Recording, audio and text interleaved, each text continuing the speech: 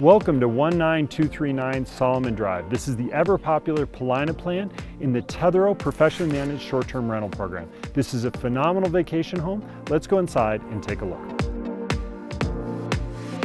So when you first walk into this home, you're greeted by this light and bright wall of windows here with beautiful views to the south. This home has a very modern flair and design element to it.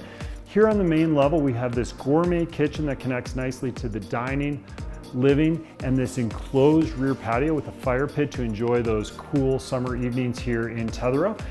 And on this end of the home, we have two primary suites and laundry.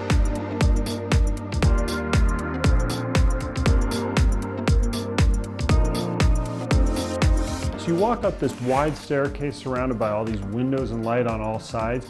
You're greeted here, you have a little desk nook area, and then three primary suites, one of which is doubled as a second entertainment room for gathering in this amazing vacation.